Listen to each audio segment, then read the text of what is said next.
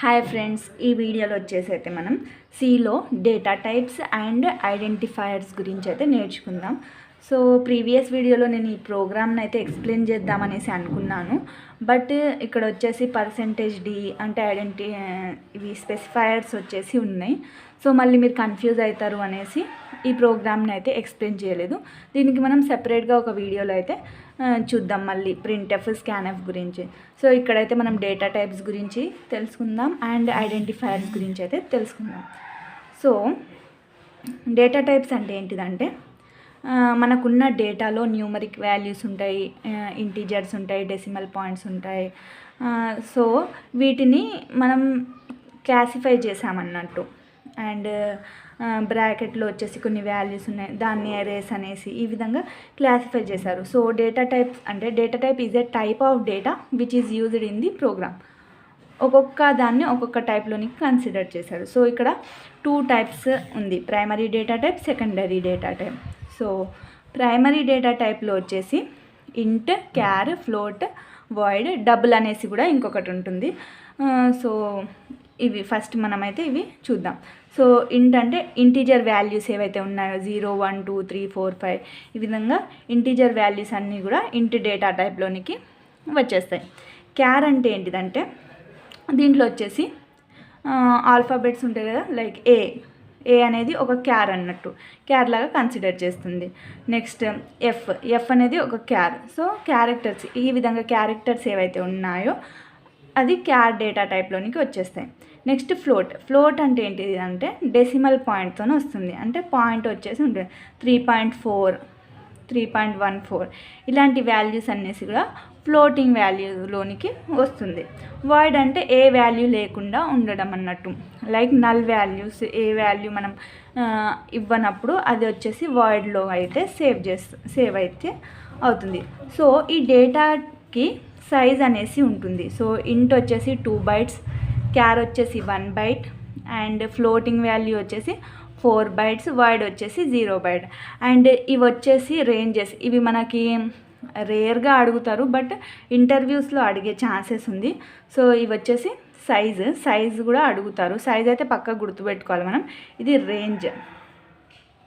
Ranges వచ్చేసి మనం మక్కప్ అయితే చేసుకోవాలి. ఇంట్ వచ్చేసి -32768 నుంచి -32767 వరకు ఇంటీజర్ యొక్క రేంజ్. సో క్యార్ వచ్చేసి -128 to 127 plus 127. Next floating value వచ్చేసి 3.8e -38 to 3.4 place 3.4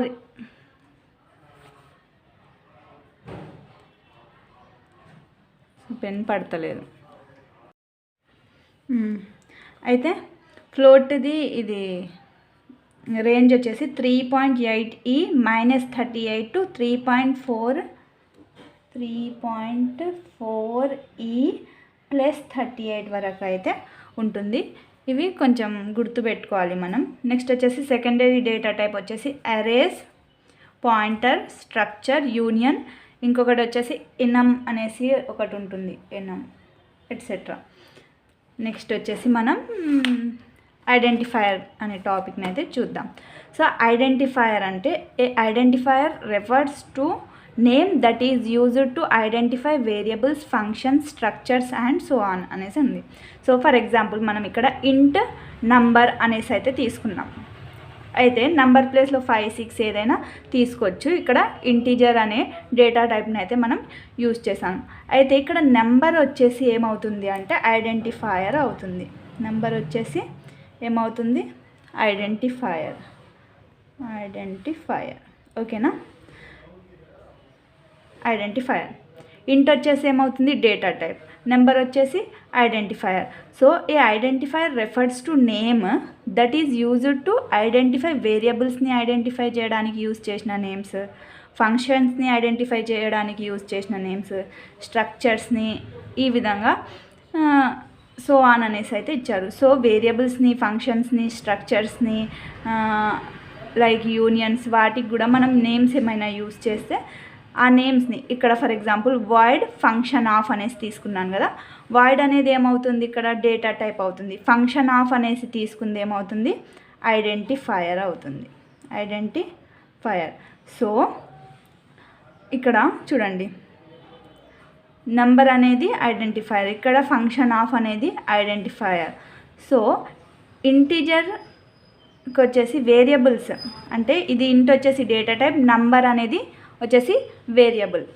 so variables అన్నీ ఐడెంటిఫైయర్స్ అవుతాయి, బట్ అన్ని ఐడెంటిఫైయర్స్ వేరియబుల్స్ అవ్వవు. ఎగ్జాంపుల్ వేరియబుల్స్ ఏవైతే ఉన్నాయో ఇక్కడ ఇంట్ నంబర్ అనేసి తీసుకున్నాను, ఫర్ ఎగ్జాంపుల్ ఇంట్ ఎన్ అనేసి తీసుకుంటాను, లైక్ క్యార్ సి అనేసి తీసుకున్నాను అనుకోండి, క్యార్ సి అనేసి తీసుకున్నాను. సో క్యార్ సిలో సి వచ్చేసి ఏమవుతుంది ఐడెంటిఫైయర్ అవుతుంది.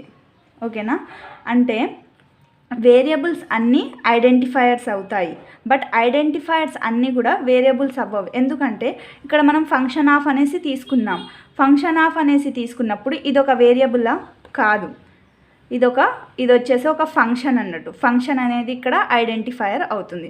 సో వేరియబుల్స్ అన్నీ ఐడెంటిఫైయర్స్ అవుతాయి, బట్ ఐడెంటిఫైయర్స్ అన్నీ వేరియబుల్స్ అయితే కావు. సో ఈ కాన్సెప్ట్ అయితే క్లియర్గా ఉందనేసి అయితే అనుకుంటున్నాను. నెక్స్ట్ దాంట్లో వచ్చేసి మనం వేరియబుల్స్ గురించి అయితే తెలుసుకుందాం. మరికొన్ని వీడియోస్ కోసం అయితే నా ఛానల్ను సబ్స్క్రైబ్ చేసుకోండి. Thank you.